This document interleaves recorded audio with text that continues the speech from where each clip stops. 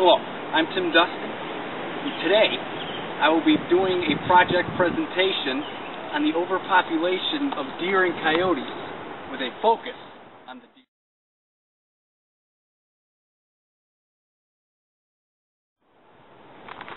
Now, many people ask, why are deer overpopulated in this area? Well, that's a very simple question.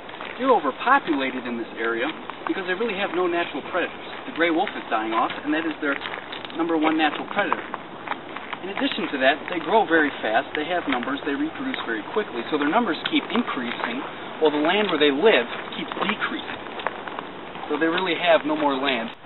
Now you may be thinking, why is the overpopulation of deer a problem? Well, that's very simple. Seeing as there are somewhere between 20 to 40 million deer, we're not really sure how many, but seeing as there are so many, there's a lot of damage that's done to motor vehicles because of people hitting deer and whatnot.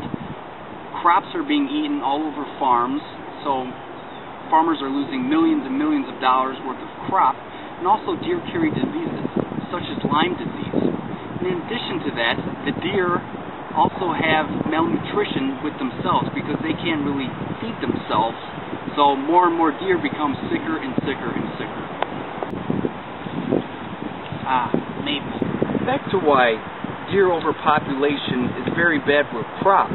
In Wisconsin, farmers have lost $37 million a year just because of deer.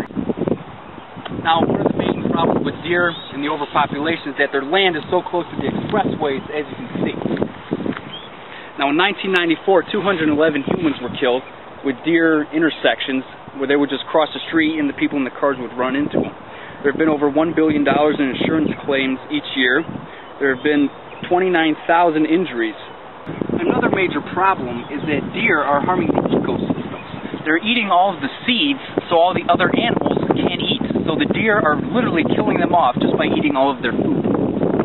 Now we know that there's a problem with their overpopulation, but what are the solutions for this problem? One of the solutions is where we just do nothing, and then the deer keep eating less and less. They keep getting skinnier and skinnier. Another solution for the overpopulation of deer is just fencing them out. Although this is not cost effective, it works where this has been done. Scare tactics is another approach where you can put plastic bags throughout the trees and the deer are afraid of that noise, so they run away. Although these don't work all the time, it's still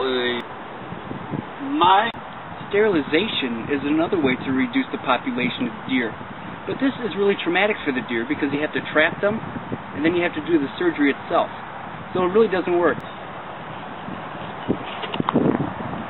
Tree hugger. Another option is trapping and relocating.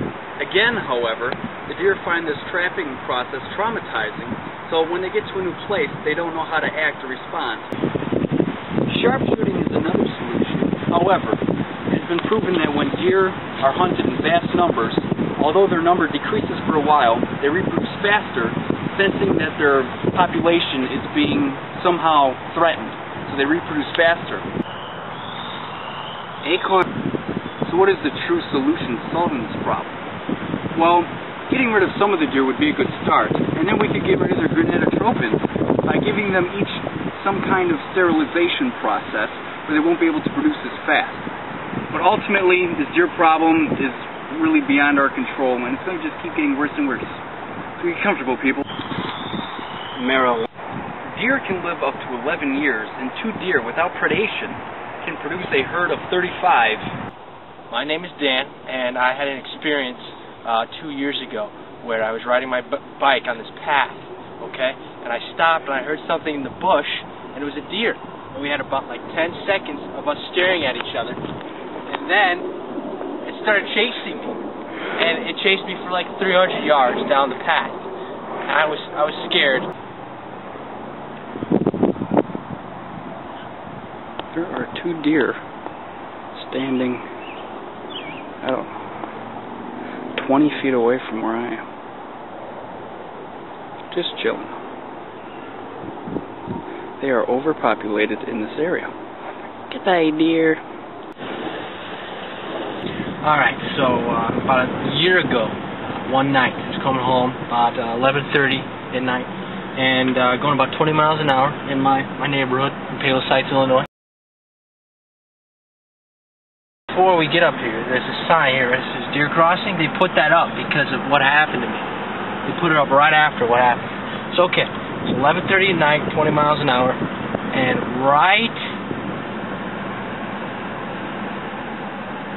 here, a deer comes from over here and runs right into my freaking car. Alright? And it puts a scratch on my window, okay? Plows on the side of my car and then runs into the woods. Now I keep driving and I'm scared. I'm saying the F word. I'm screaming at the top of my lungs, man. Alright? And I file a police report. And then the day after, I go and look for the deer, and it's dead in the frickin' woods, and there's this red blood coming out of its ass.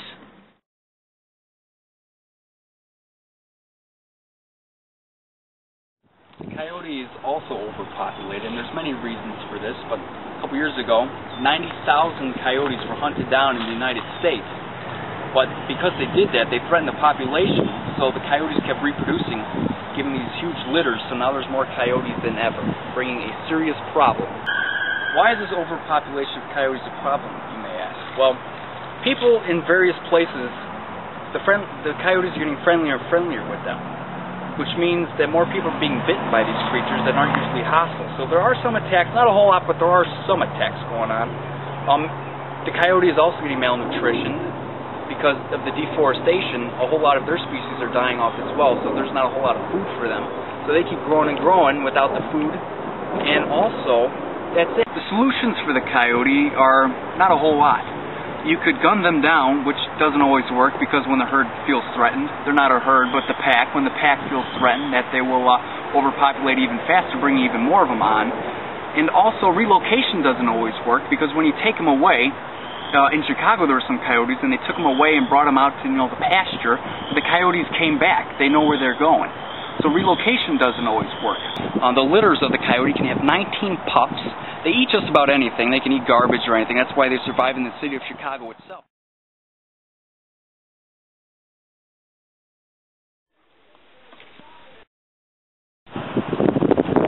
And that's going to pretty much do it for me here. I'm Tim Gustin.